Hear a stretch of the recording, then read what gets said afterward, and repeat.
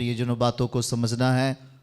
अगर अभी भी हम कहीं पर किसी विपरीत परिस्थिति में, किसी आंधी तूफान की परिस्थिति में पड़े हुए हैं और हम ये बोल रहे हैं कि प्रभु क्या आप हमारी प्रार्थना सुन रहे हैं, क्या इस दुख में आप हमारी प्रार्थना सुन रहे हैं क्या प्रभु? हम परमेश्वर से बार बार ऐसा पूछते हैं। उसका जो उत्तर है प्रभु आपको आज देने के लिए जा रहा है। तो हमारे साथ आप खोलेंगे लूका रचित शुभ समाचार 18 अध्याय और उसके 9 पद से हम आपके लिए पढ़ेंगे। 9 से लेकर के 14 आयत तक हम पढ़ेंगे। वचन को ध्यान से समझिए। हमारी प्रार्थनाएं ग्रहण योग्य कब होंगी? हमारी प्रभु प्रार्थना सुनेगा कब? हमारे जीवन का समस्या का निवारण कैसे होगा? किस तरीके से हमारी प्रार्थना होनी चाहिए प्रभु के सामने? जब हम प्रभु के सामने हों तो आज हमें सीखना पड़ेगा प्रियजनों। देखिएगा लूका रचित शुभ समाचार 18 अध्याय और उसके 9 पद को हम पढ़ेंगे। बाइबल कहती है, उसने उनसे जो अपने ऊपर भरोसा रखते थे कि हम धर्मी हैं और दूसरों को तुच्छ जानते थे और यह दृष्टांत कहा। प्रभु यीशु मसीह ने यह दृष्टांत कहा। 10वीं आयत में हम पढ़ें, बाइबल कहती है, 2 मनुष्य मंदिर में प्रार्थना करने के लिए गए। 2 मनुष्य मंदिर में प्रार्थना करने के लिए गए। एक फरीसी था, दूसरा चुंगी लेने वाला। 11वीं आयत, फरीसी खड़ा होकर अपने मन में यूं प्रार्थना करने लगा, हे परमेश्वर, मैं तेरा धन्यवाद करता हूं कि मैं दूसरों मनुष्य के समान अंधेर करने वाला, अन्यायी, व्यभिचारी नहीं और न इस चुंगी लेने वाले के समान हूं। 12वीं आयत, मैं सप्ताह में 2 बार उपवास रखता हूं और मैं अपनी सब कमाई का 10वां अंश भी देता हूं। 13वीं आयत, परंतु चुंगी लेने वाले ने दूर खड़े होकर स्वर्ग की ओर आंखें उठाना भी ना चाहा, वरन अपनी छाती पीट पीट कर कहा, हे परमेश्वर, मुझ पापी पर दया कर। 14वीं आयत, मैं तुमसे कहता हूं कि वह दूसरा नहीं परंतु यही मनुष्य धर्मी ठहराया जाकर अपने घर गया, क्योंकि जो कोई अपने आप को बड़ा बनाएगा वो छोटा किया जाएगा और जो अपने आप को छोटा बनाएगा वो बड़ा किया जाएगा। सब लोग एक साथ कहें आमीन, हालेलुया। मेरे प्रियजनों, बातों को समझिएगा जरा। आज ये बातें आपको क्या सिखाने वाली हैं? देखिएगा यहाँ पर हमारी प्रार्थनाओं का करना कैसे है। हम अपनी प्रार्थनाओं में कौन से स्वभाव को शामिल कर रहे हैं? हमारी प्रार्थनाओं में कौन से स्वभाव हैं? हमारी प्रार्थनाओं में उच्चारण कैसा है उसका? हम किस मकसद से और किस मानसिकता से, कैसी मानसिकता से प्रभु से प्रार्थना कर रहे हैं? क्या हम जब प्रभु से प्रार्थना करने के लिए गए तो अभी भी हमारे मन में भौतिकता का प्रभाव है? जरा ध्यान से सुनिए प्रियजनों। क्या हम प्रभु के सामने जब गए तो क्या हमने अभी भी सांसारिकता का प्रभाव, या हम कहें हमारे अंदर धन का प्रभाव, या हमारे अंदर अपनी धार्मिकता का प्रभाव दिखाई दे रहा है? हम किसके सामने गए हैं हमें यह सोचना पड़ेगा। हम किससे बात कर रहे हैं हमें यह सोचना पड़ेगा। हम किससे प्रार्थना कर रहे हैं हमें यह सोचना पड़ेगा। किस स्वभाव में हम प्रार्थना करते हैं? फिलिपियों 2 अध्याय 5वीं आयत को जब पढ़ें तो स्वभाव के बारे में बताता है। अगर हम कहीं भी हों इस दुनिया में, पर हमारे अंदर यदि हम यीशु मसीह पर विश्वास करते हैं तो हमारे अंदर किसका विश्वास होना चाहिए? किसका स्वभाव होना चाहिए? परमेश्वर का, यीशु का स्वभाव होना चाहिए। आज हम मंदिर में जब दुआ करने के लिए आते, चर्च में हम जब प्रार्थना करने के लिए आते, तो परमेश्वर आपके उस बंगले को नहीं देखेगा, परमेश्वर आपकी उस गाड़ी को नहीं देखेगा, और कहेगा आ जा बेटा, तेरे पास बंगला है, तेरे पास गाड़ी है, तेरे पास बहुत धन संपत्ति है, तू पहली लाइन में खड़ा हो जा। इस तरीके का परमेश्वर नहीं है। प्रभु हमारे धन को देखकर कि प्रसन्न नहीं होंगे। प्रभु हमारे कैपेसिटी को देखकर, हमारी ताकत को देखकर प्रसन्न नहीं होने वाले। ओ परमेश्वर की प्रसन्नता किसमें है? परमेश्वर का आनंद किसमें है? बातों को समझिएगा। परमेश्वर कहता मेरा आनंद उसमें है जब एक व्यक्ति मन फिराता है, एक व्यक्ति जब इस संसार से मन फिराता है, इस पाप की दुनिया से मन फिराता है, मेरा आनंद उसमें होता है। बाइबल देखिए, एक व्यक्ति खड़ा होता है और कहता है प्रभु, और वो प्रार्थना करने लगा और कहता है प्रभु मैं धन्यवाद देता हूं, मैं दूसरों के समान, मैं दूसरों मनुष्यों के समान अंधेर करने वाला। इसका मतलब वो दूसरों मनुष्यों के समान उसको तुच्छ समझ रहा है, अपने आप को ग्रेट समझ रहा है।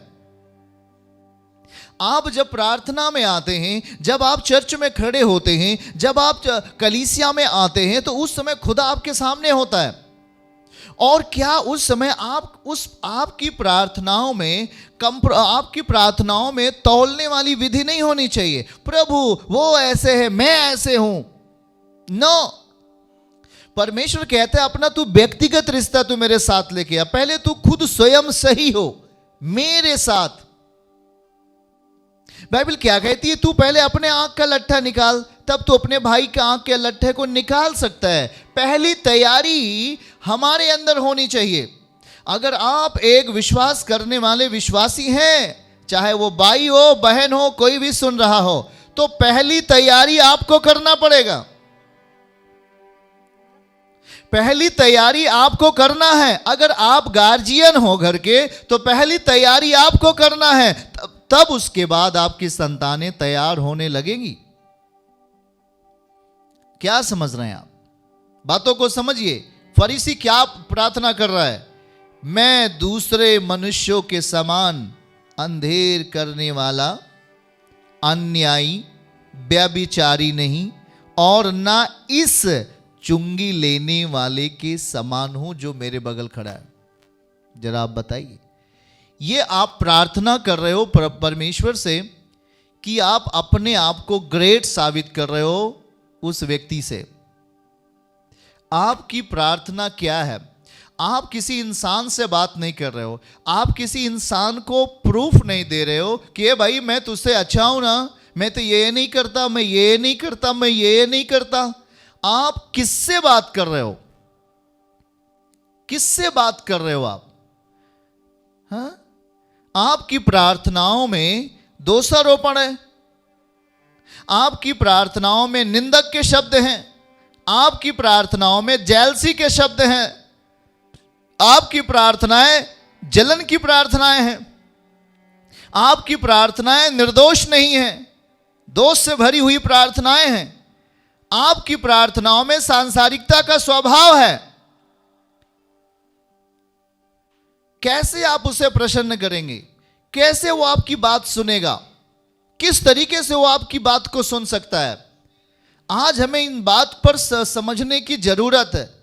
आप किसी भी चीज के लिए कई सालों से प्रार्थना कर रहे हैं, प्रभु ये चीज होना चाहिए, ये चीज आना चाहिए, ये बीमारी जाना चाहिए। कुछ भी नहीं हो रहा है क्योंकि आपने अपनी तैयारी पहले नहीं की। हमें अपनी तैयारी करना पड़ेगा।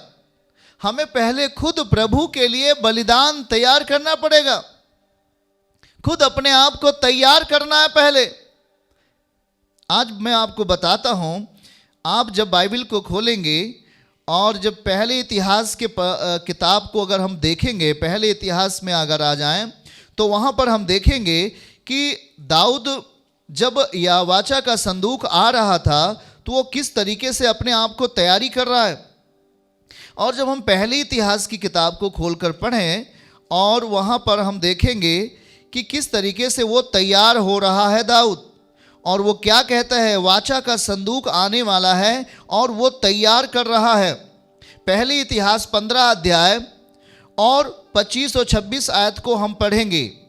किस तरीके से, देखिएगा, हाँ पढ़िएगा। अगर उसको हम पढ़ेंगे, पहले इतिहास 15 का 25 और 26, देखिए किस तरीके से वो तैयार हो रहा है। एक महिमा अगर आनी है तो तैयारी करनी पड़ेगी। खुदा का उपस्थिति लाना है तो तैयारी करना पड़ेगा। बाइबल आज सिखा रहा है आपको, प्रभु सिखा रहे हैं आपको।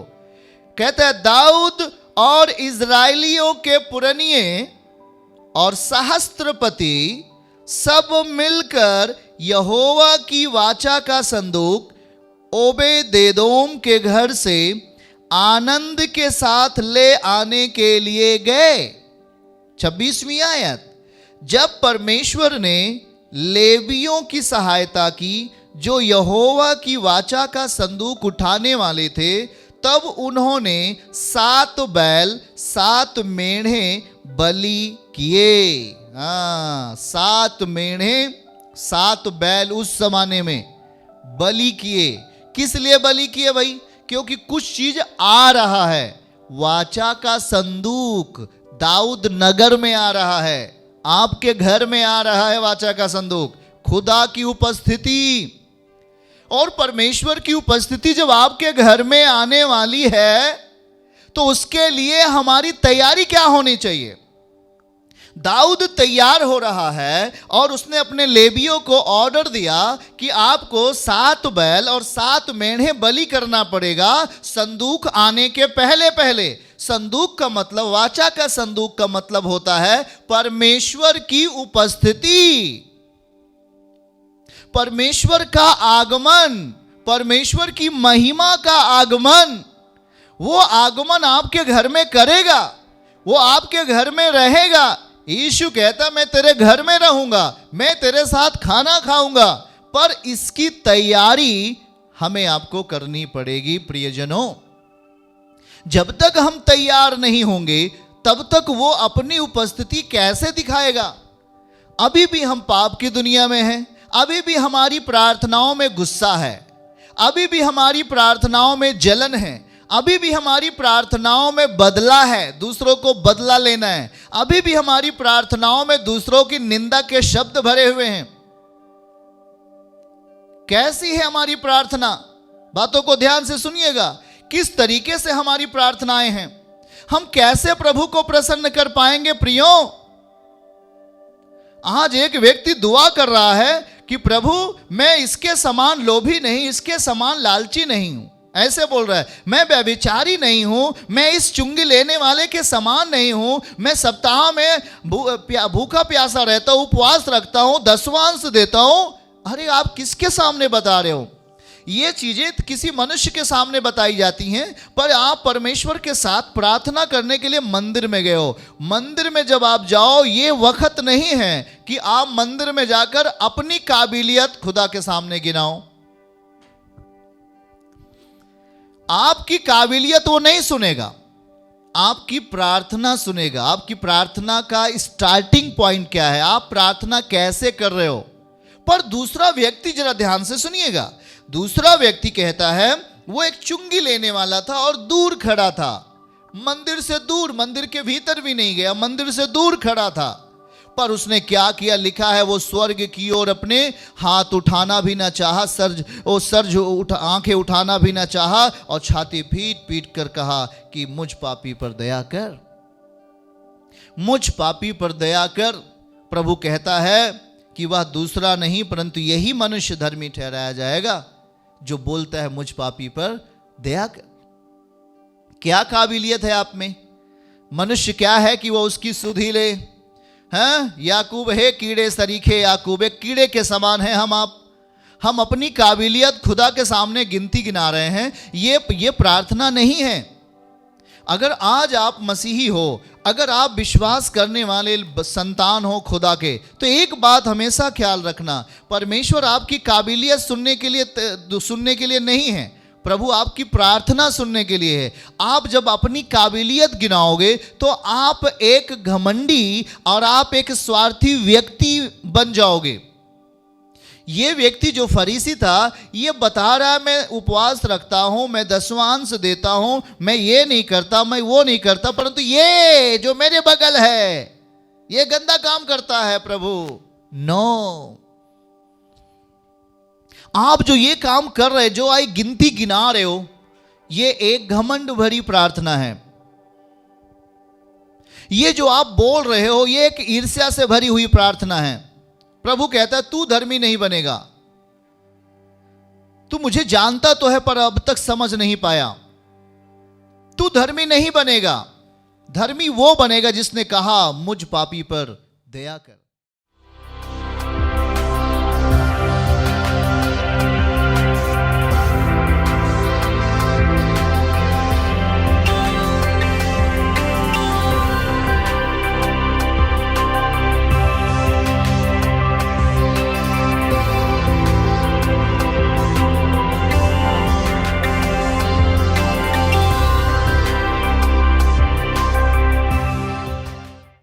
यीशु आश्रम मिनिस्ट्रीज की हर लेटेस्ट अपडेट को पाने के लिए हमारे YouTube चैनल को सब्सक्राइब करें और नोटिफिकेशन पाने के लिए बेल आइकन को जरूर दबाएं।